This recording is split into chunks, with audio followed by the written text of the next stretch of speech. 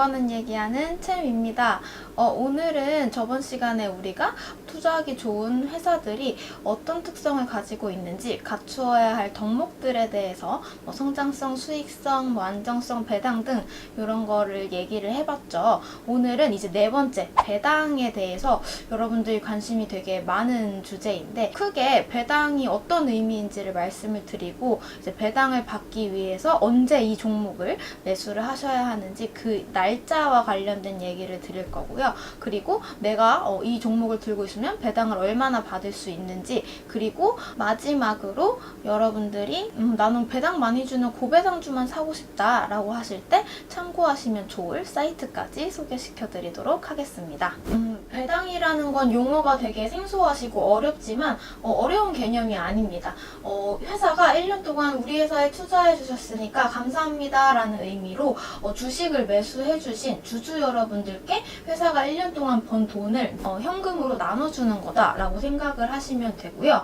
그래서 배당은 특히 이제 연간 결산을 하고 1년 동안 이 회사가 벌어들인 돈이 얼마였습니다 라고 발표를 하는 걸 연말 결산이라고 하는데요. 보통 우리나라 회사들은 12월 말에 결산을 하는 경우가 많아요. 그래서 12월 말에 1년 동안의 영업이 끝나고 연간 결산을 통해서 순이익을 1,000억 원을 벌어들였는데 이 중에서 300억 원을 우리 주식에 투자해주신 투자자분들, 주주님들과 나눠 가지겠습니다. 배당하겠습니다. 라는 결정을 3월 정도에 하게 되고요. 이 결정에 따라서 정해진 금액이 여러분들 계좌에는 보통 4월 정도에 꽂히게 됩니다. 그래서 시기 자체는 보통 이제 우리나라 종목들, 되게 많은 종목들이 연말에 이제 배당을 하는 편이고요. 그 배당금이 실제로 계좌에 입금되는 시기는 4월이다 라고 생각을 해주시면 될 것 같아요. 그러면 여기서 이제 배당에 관심 있는 이제 투자자인 제가 이렇게 종목을 보다가 SK텔레콤이라는 종목이 배당을 많이 주는 고배당주래요. 그래서 배당을 받아봐야겠다라는 생각으로 1월 3일에 이 SK텔레콤을 매수를 해서 들고 있다가 제가 1년 동안 계속 그냥 들고 있었는데 11월 말에 제가 갑자기 급한 돈이 필요한 일이 생겨서 이 종목을 팔았어요.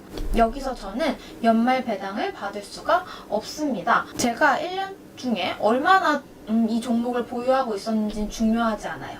배당이라는 거는 배당 기준일이라는 특정 시점에 이 종목을 보유하고 있는 주주님들께만 배당을 주겠다라는 식으로 결정이 되기 때문에 여러분들이 배당을 받고 싶으시다라고 하시면 배당 기준일을 꼭 확인을 하셔서 그때 매수를 하셔야 되는 거고요. 보통 제가 앞에 말씀드렸다시피 우리나라 종목들은 12월 말 결산을 많이 하기 때문에 연말 배당을 받고 싶으시다고 하시면 연말 배당 기준일을 알아보셔서 그 날의 종목을 보유하고 계셔야 하는데요. 보통 이제 연말 기준일은 12월 말일에는 거래소가 개장을 하지 않습니다. 그래서 거래소가 개장하는 마지막 영업일로부터 이틀 전에 이 종목을 보유하고 계신 분들만 배당을 받을 수 있다라고 생각을 하시면 되고요. 되게 많은 기업들이 연말 배당을 하지만 요새는 삼성전자나 현대차 같은 종목들은 분기 배당, 반기 배당이라고 해서 3월, 6월, 9월 이때도 배당을 해요. 이때도 마찬가지로 내가 3월이 기준이 되는 배당을 받고 싶다라고 하시면 3월 배당 기준일을 찾으셔서 그 날 매수를 하고 계셔야 되는데 그 해당 월의 마지막 영업일의 이틀 전이라고 생각을 하시면 되는데 좀 헷갈린다라고 하시면 네이버 같은데 3월 배당 기준일이라던가 연말 배당 기준일 이런 식으로 검색을 해보시면 미리 이제 다 정리를 해서 이날 몇 월 며칠에 이 종목을 보유하고 계셔야 합니다 라는 이제 글들이 있으니까요. 그걸 참고하셔서 매수를 해주시면 될 것 같습니다. 그럼 제가 어떤 특정 종목을 배당을 위해서 매수를 했다고 해볼게요. 그럼 제가 받을 수 있는 배당금, 계좌에 꽂히는 제 현금 배당을 어떻게 계산을 할 수 있냐면요. 여기서 주당 배당금 DPS라는 개념을 알아두셔야 해요. 배당이라는 거는 여러분들이 가지고 있는 주식의 개수에 비례를 해서 받으실 수 있는 거고요. 그래서 주식 한 개당, 한 주당 이제 주어지는 배당금을 DPS라고 합니다. 그래서 제가 A라는 종목을 10,000원을 주고 10개, 100,000원어치를 샀다고 해볼게요. 그러면 이 종목의 주당 배당금이 500원 이라고 하면 제가 이 종목을 투자함으로써 배당으로만 얻을 수 있는 수익률은 10,000원을 투자해서 500원을 얻을 수 있는 거니까요. 5%로 계산이 되겠죠. 그래서 이 5%를 배당 수익률이라고 이제 계산을 해서 종목별로 다 정리를 해서 보여주고 있습니다.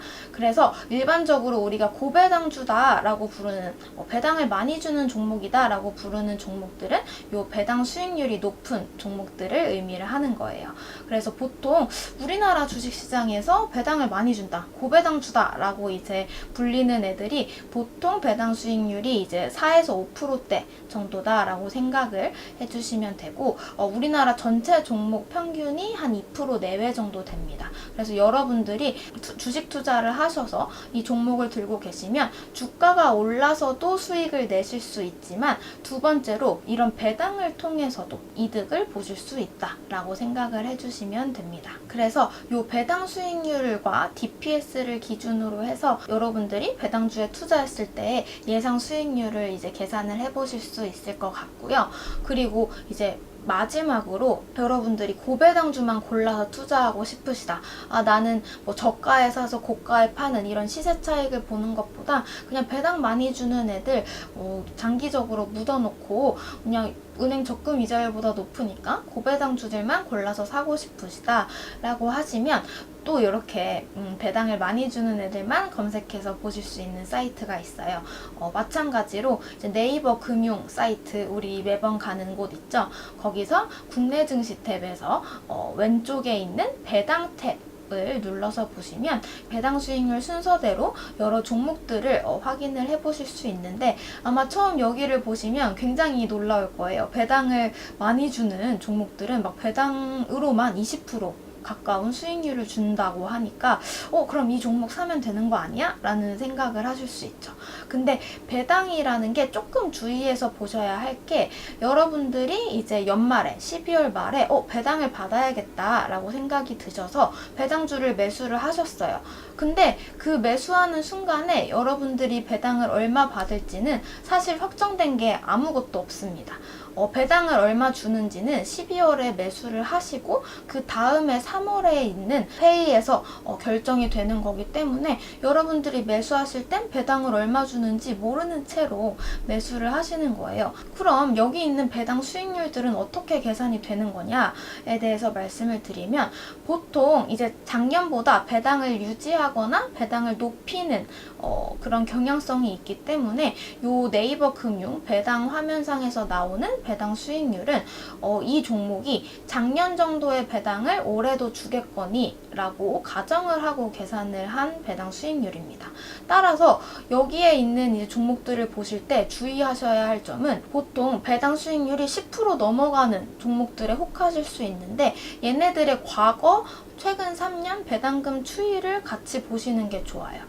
이렇게 배당 수익률이 높은 종목들 중에서는 원래 0원씩 배당을 하다가 갑자기 작년에만 1,000원, 작년에만 500원 이런 식으로 배당을 해서 배당 수익률이 이상하게 높아져 있을 확률이 높거든요. 배당 수익률이 작년 이 배당금 기준으로 계산이 됐기 때문에 높은 거지, 이런 회사들 같은 경우는 작년에 배당을 주긴 했지만 원래는 빵원씩 주던 회사였다면 올해도 이렇게 배당을 줄 수 있을까에 대해서 의문을 가지셔야 하는 거고요. 그래서 저는 조금 배당 수익률이 낮은 종목이더라도 최근 3년 동안 배당을 꾸준히 주고 있거나 배당금을 늘려온 종목에 투자하시는 것이 조금 더 안전하게 고배당주에 투자할 수 있는 방법이다 라고 생각을 합니다. 그래서 정리해보면 네이버 금융 화면에서 국내 증시 배당 탭에 들어가셔서 통해서 고배당주를 찾아보시되, 여기서 주의하셔야 될 거는 그 배당 수익률에 혹하시면 안 되고, 배당 수익률과 이 종목들의 최근 3년 주당 배당금 DPS를 확인을 하셔서 최근 3년 동안 꾸준히 배당을 주고 있는 회사들, 그리고 어느 정도 거래 대금이나 규모가 조금 있는 회사들로 접근을 하시는 게 좋다라고 생각을 합니다. 여기까지 이제 배당에 대해서 정말 기본적으로 알고 계셔야 할 개념이나 언제 매수하셔야 되는지, 그리고 내가 받을 수 있는 배당금을 어떻게 확인을 하는지 등을 이제 말씀을 드렸는데요. 배당은 이제 제가 애널리스트 업무를 할 때도 많이 다뤘던 데이터들이라서 앞으로도 영상을 통해서 종종 설명을 드릴 수 있을 것 같아요. 배당에 대해서 기본적으로 알아두셔야 할 내용들과 고배당주를 고르는 법에 대해서 준비한 내용은 여기까지고요. 다음에도 좋은 컨텐츠 가지고 찾아오겠습니다.